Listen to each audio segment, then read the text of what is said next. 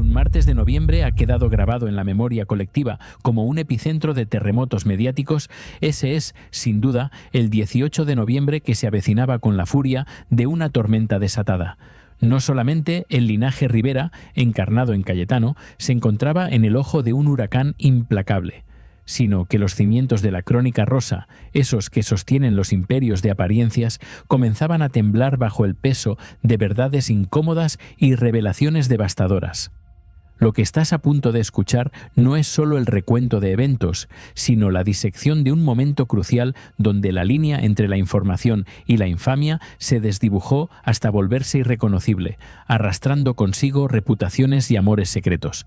El detonante fue un percance vial, un incidente que, en un primer momento, se presentó como un simple accidente automovilístico, pero que pronto escaló a la categoría de escándalo nacional. Cayetano Rivera, figura icónica, rostro cincelado en la tradición taurina y el glamour de la prensa del corazón, se vio envuelto en una colisión menor con una palmera. Un suceso que para muchos debió haber sido una simple nota a pie de página, se transformó en la chispa que encendería una hoguera de especulaciones y acusaciones que amenazaban con consumir su imagen pública por completo. La prensa, sedienta de sangre y ávida de titulares, no tardó en tejer una narrativa oscura alrededor del diestro. Los murmullos se convirtieron en afirmaciones, y pronto los programas del corazón proclamaban a los cuatro vientos que Cayetano había dado positivo en un control de alcoholemia, que conducía como una cuba, y que su estado era, sin atenuantes, deplorable. Era un mazazo demoledor, una condena pública ejecutada sin un juicio justo, basándose en la especulación más salvaje y la presunción de culpabilidad más dañina que se recuerda en los anales del periodismo sensacionalista. Pero, ¿era esta la verdad? La realidad, como tantas veces ocurre en el torbellino mediático, era mucho más compleja y, a la vez, mucho más inquietante en su simplicidad. El propio Cayetano Rivera negaría rotundamente haberse sometido a tal prueba y mucho menos haberla fallado. El mito del torero borracho se erigía sobre una base de arenas movedizas, una mentira flagrante que los medios no solo propagaron, sino que defendieron con una tenacidad digna de mejor causa, pintando un cuadro de irresponsabilidad que poco tenía que ver con los hechos contrastados. Aquí, amigos, es donde el periodismo debería detenerse y reflexionar. ¿Es válido inventar una borrachera para justificar un accidente cuando no existe un control que lo demuestre? La integridad profesional, ese faro que debería guiar la labor informativa, naufragaba estrepitosamente en el mar de la conveniencia. Mientras la opinión pública se dividía, la maquinaria de los titulares seguía girando, implacable, sin importar las vidas que arrasaba a su paso. Este es el calibre de la verdad que desentrañamos juntos en Tus 50 favoritos. Un espacio donde la mentira tiene los días contados, así que no olvides suscribirte para no perderte ni un solo detalle de estas crónicas. El propio Cayetano había alzado la voz en repetidas ocasiones contra el acoso de la prensa, culpándola de todos sus males, de la invasión a su privacidad en los momentos más íntimos y dolorosos de su existencia. Él sentía que era constantemente juzgado, que sus decisiones eran escrutadas con una lupa de aumento que distorsionaba la realidad y lo atrapaba en un ciclo de críticas incesantes. Sin embargo, ¿qué coste tiene el trabajo de muchos colaboradores y periodistas que, al fin y al cabo, están para opinar y para informar, siempre y cuando esa opinión no derive en una invención flagrante de la verdad? La colisión con la palmera, según la versión del diestro, se debió a una distracción momentánea, un instante de búsqueda del mando a distancia para acceder a su propiedad. Pero, ¿puede un simple despiste provocar la arrancada de una palmera si no hay una velocidad excesiva de por medio? Aquí, la intuición popular choca de frente con las explicaciones oficiales. Es difícil concebir que un objeto tan robusto como una palmera ceda sin una fuerza considerable, y la velocidad suele ser el factor determinante en tales eventos. La defensa de Cayetano se aferraba a un hilo, mientras los rumores se agigantaban. Antes de continuar con la impactante revelación que lo cambió todo, déjame en comentarios desde dónde nos estás viendo y qué piensas tú al respecto de esta avalancha mediática sobre Cayetano Rivera. ¿Crees que la prensa actuó con rectitud o cruzó una línea infranqueable? Tu opinión es fundamental para nosotros, para entender la compleja red de intereses que tejen estas historias. Cuando el fuego de las acusaciones por el accidente parecía estar en su apogeo, un nuevo giro, un auténtico torpedo en la línea de flotación de la privacidad de Cayetano, llegó desde el mismísimo corazón de Telecinco. Se reveló, con una frialdad y una naturalidad pasmosas, que el diestro mantenía una relación sentimental secreta con una reportera de televisión. El nombre, Gemma Camacho, era una jugada demoledora, no solo para Cayetano, sino para la propia periodista, que de repente se veía catapultada al centro del huracán que ella, como profesional de la información, había intentado evitar a toda costa. La historia que se filtró era digna de un guión de cine. A Gemma, guapísima y con un aire que muchos compararon al de la propia Sara Carbonero, se le asignó cubrir la noticia del accidente de Cayetano. Sin embargo, en un acto que revelaba la profundidad de su compromiso personal, ella se negó, levantando así la liebre de su relación secreta. Era un sacrificio profesional por amor, una declaración tácita que confirmaba lo que Telecinco, con una calculada frialdad, acabaría por anunciar.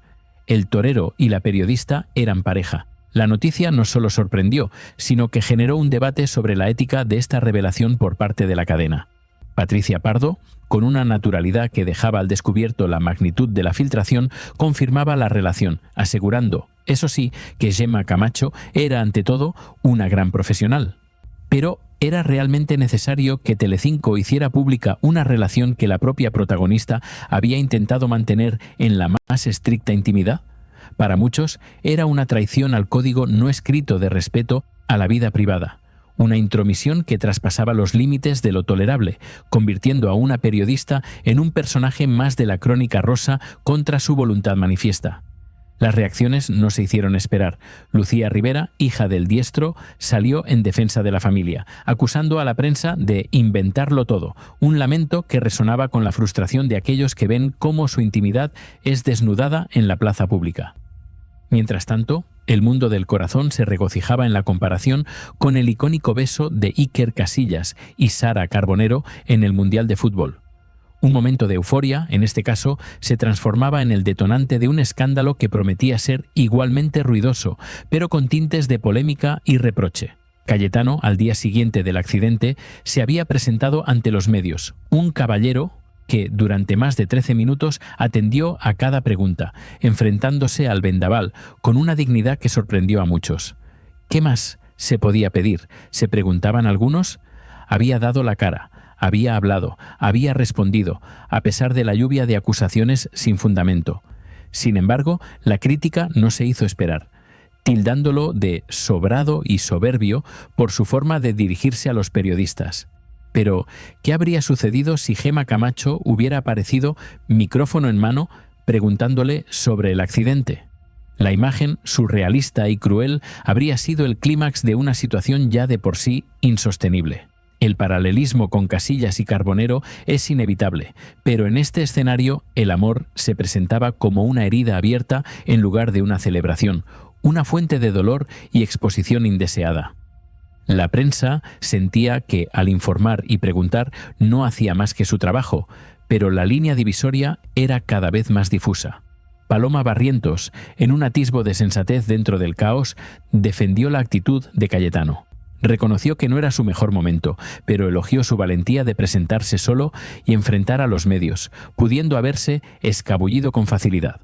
Fue respetuoso. Habló durante un tiempo considerable y no se comportó como esos personajes zafios que cierran la puerta en la cara a los periodistas, como, según ella, solían hacer otras figuras públicas.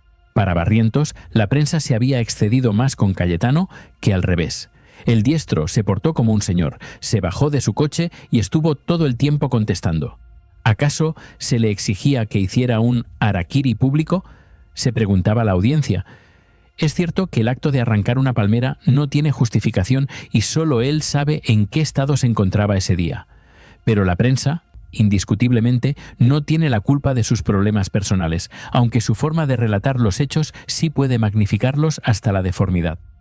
El momento era complicado, las informaciones a veces erróneas, y la defensa legal de Cayetano comenzaba a reajustar su estrategia ante la inminente amenaza de perder el carné de conducir por conducción temeraria, un golpe durísimo para cualquier persona, más aún para alguien cuya profesión y vida requieren de una movilidad constante y sin restricciones. Mientras el eco del escándalo de Cayetano Rivera aún resonaba en los pasillos de la Crónica Rosa, sembrando dudas sobre la honestidad periodística y los límites de la privacidad, otra figura, que ya era un faro de controversia, se preparaba para su propio juicio final. Ana María Aldón, la mujer cuya vida se había entrelazado con uno de los linajes más célebres de España, se encontraba ahora en el epicentro de una tormenta que amenazaba con demoler no solo su reputación, sino los cimientos de su recién construido imperio de apariencias.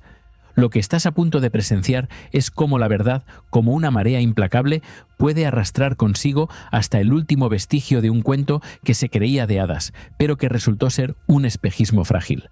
Ana María Aldón había irrumpido en el firmamento mediático con la fuerza de un cometa, pero también con la fragilidad de un cristal. Su historia, marcada por un amor que la catapultó a la esfera pública, se había convertido en un relato de lucha y superación, un intento constante por reivindicar su propia identidad más allá de la sombra de José Ortega Cano.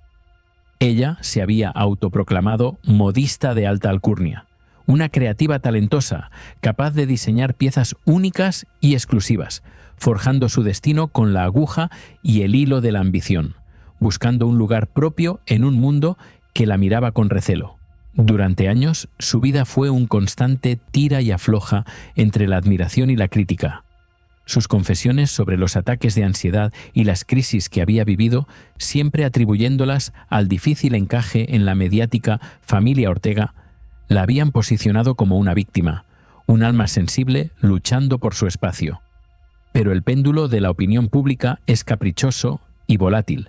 Su discurso comenzó a generar un creciente número de haters, especialmente a raíz de sus enfrentamientos con figuras como Gloria Camila, su hijastra, en platós de televisión.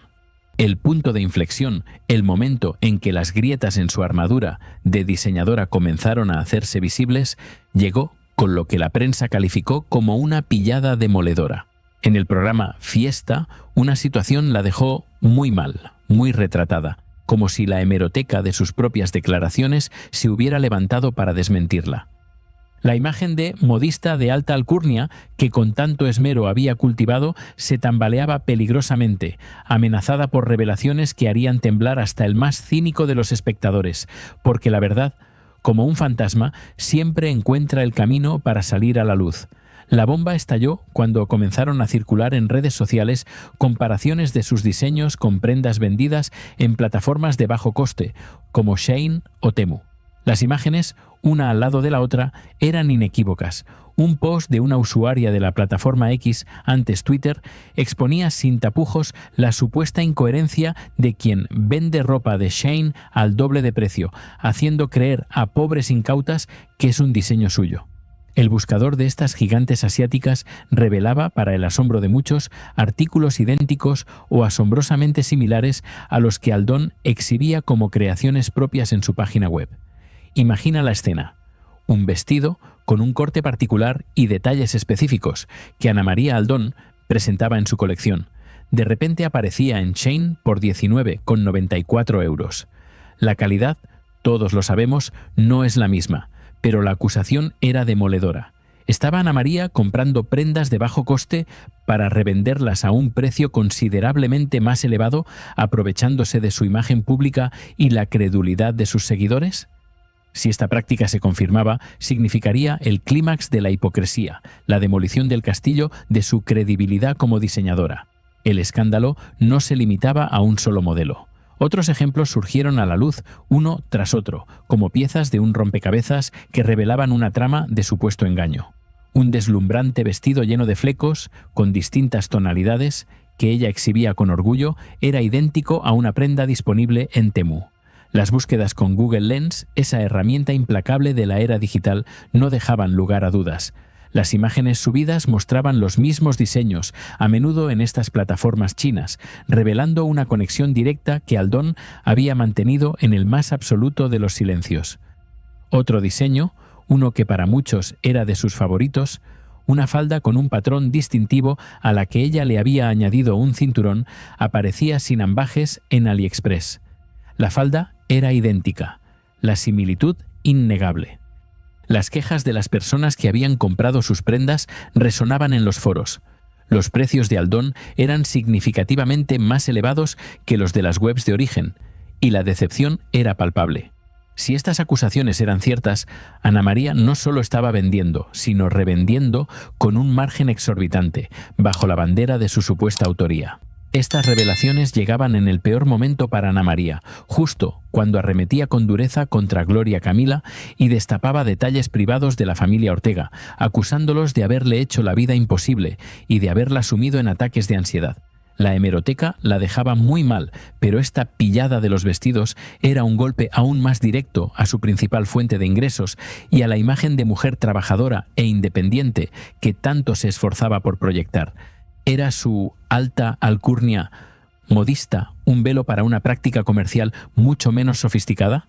La cuestión no radica en la compra de ropa económica, pues para muchas ocasiones y presupuestos estas plataformas ofrecen soluciones válidas. El dilema moral surge cuando se vende un producto como propio, con un precio inflado, haciendo creer a la clientela que adquiere un diseño exclusivo o de una calidad superior a la que realmente corresponde a su origen.